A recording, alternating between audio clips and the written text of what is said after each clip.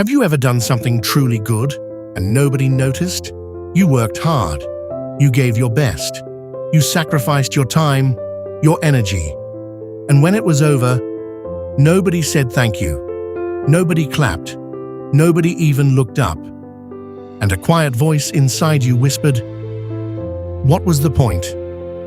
If you have ever felt that, this story was written for you. Today, we are going to talk about a man who spent the last years of his life building something he would never use, something he would never be praised for, something most people thought was a waste of time. And yet, what he built changed more lives than he ever knew. Stay with this story until the very end, because the lesson it carries is one that most people spend their entire lives searching for and never find. A long time ago, between two green mountains, there was a small village called Maren. It was a peaceful place. Children played in the dust until the stars came out. Old men sat under ancient trees and solved the world's problems with nothing but tea and conversation. But Maren had one great problem. On the eastern edge of the village ran a wide river. In the dry season, it was gentle, almost kind. But every rainy season, that same river swelled into something fierce and impassable. It cut the village off from the farmlands and the market town beyond. Every year, families lost crops, traders lost business, and every year, someone was hurt trying to cross when they should not have.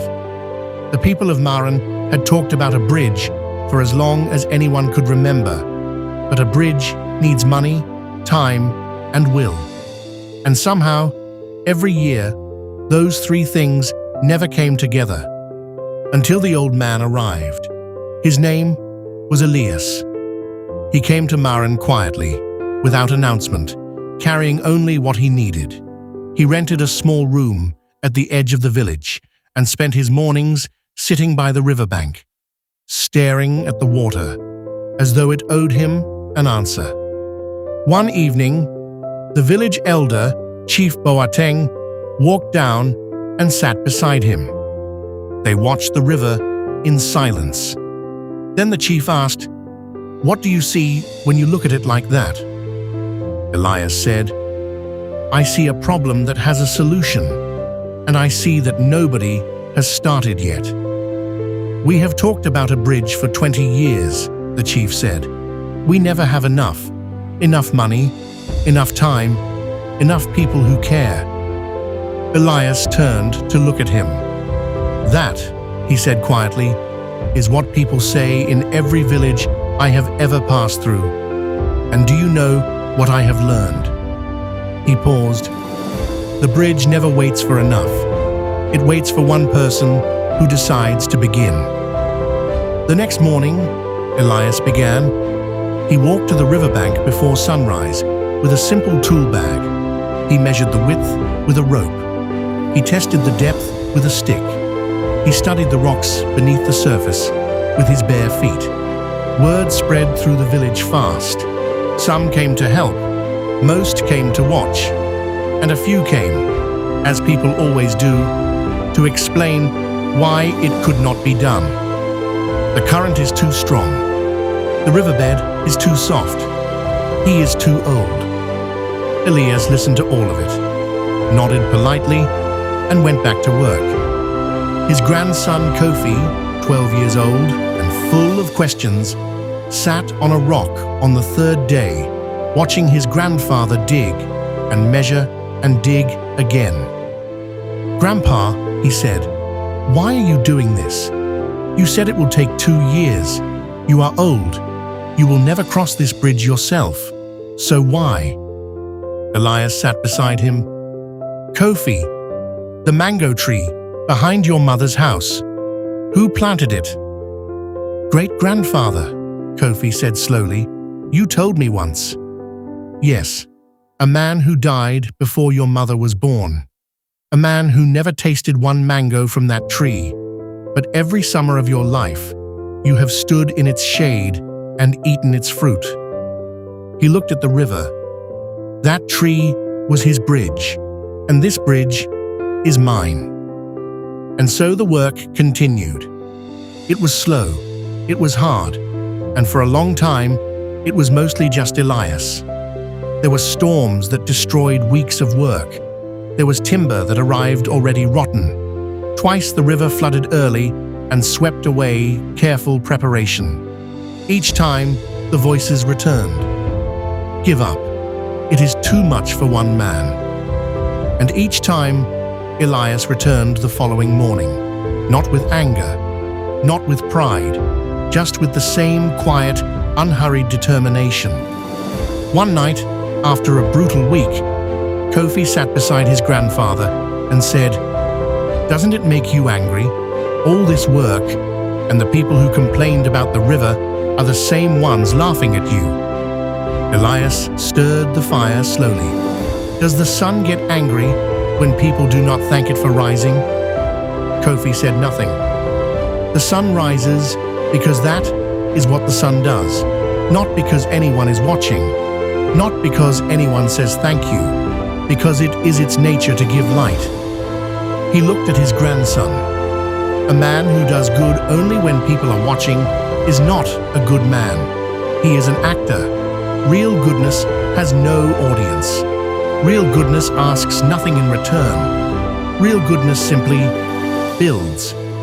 In the second year, something no one in Marin had seen, in living memory, happened. The rains came early, and they did not stop. For 11 days, the river swelled beyond anything the village had known. Homes flooded, fields drowned, and on the 9th day, a young mother named Amma was stranded on the wrong side of the river with her infant son, unable to cross, unable to get home. The village gathered at the bank in the driving rain, helpless. And then someone pointed.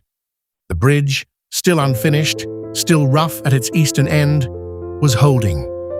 2 young men tied ropes around their waists and crawled across what Elias had built, gripping the sides, moving inch by inch above the roaring current below. And they reached Amma. They passed the baby across first. Then they brought her home. She crossed on an unfinished bridge, built by one old man. In 2 years of quiet, unhonored work. The village stood in the rain, in silence, and somewhere behind the crowd, Elias watched. He did not step forward. He did not speak. He stood with his hands at his sides, rain running down his face. And he wept, not from sadness. 3 months later, the bridge was finished. Strong timber, solid stone, wide enough for 2 people to walk side by side. At the opening, Chief Boateng asked Elias to be the first to cross. Elias shook his head. Give that honor to the youngest child here. This bridge was never built for me. A little girl, barely 4 years old, was lifted to the front. She looked at the bridge with wide, serious eyes. Then she toddled across it with both arms out for balance, the whole village watching in silence. When she reached the other side, she turned around and smiled, a huge, gap-toothed smile. The village erupted in laughter and cheers, and the old man smiled the smile of a man who had done exactly what he came to do. Elias left Marin 2 weeks later. He pressed his old hands against Kofi's face, the way grandfathers do when they want to memorize something. What you build outlives you, he said. Never forget that. Every act of kindness is a bridge. Every lesson you teach is a bridge.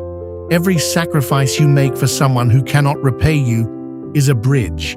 You may never cross them yourself, but one day, someone who needs to get home will. He turned and walked away down the dust road. Kofi stood and watched until he could no longer see him.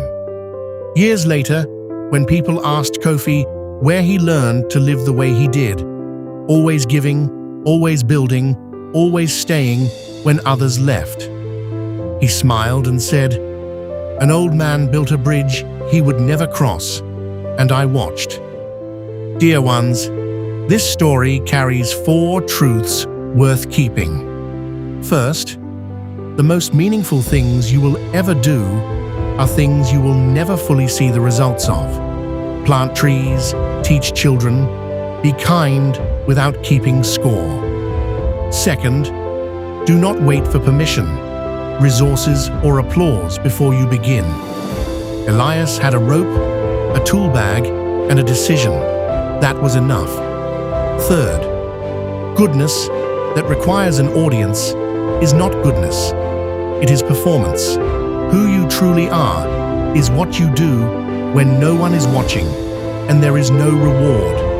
And fourth, you are always building something, whether you realize it or not. Your words, your habits, your choices, your integrity.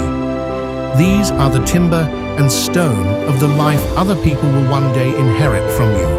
So ask yourself today, what bridge are you building? Think of one person in your life who built a bridge for you.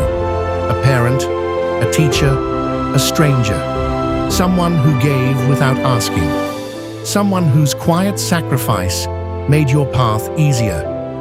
Write their name in the comments. Just their name. That is enough. If this story moved you, share it with someone who needs it today. Subscribe so you never miss a story like this. And until we meet again, be patient, stay grateful, build something that lasts. Because long after you are gone, someone will cross what you built today, and they will get home because of you.